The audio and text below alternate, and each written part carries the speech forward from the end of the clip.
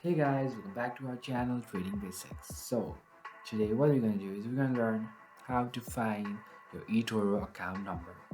So, as per the update, there's no such thing called account number in Etoro. So, what is something that helps to identify that this is your user? Or let's say this user is you.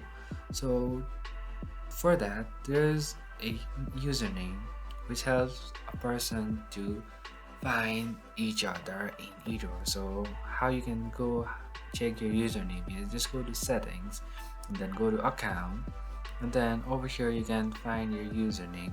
So that's pretty much, guys, that's how you do it. I hope this video is helpful for you guys.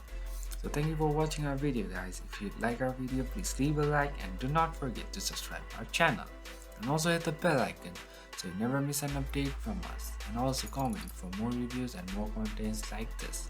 I'll see you guys again in our next video. Till then, stay safe, guys. Thank you for watching.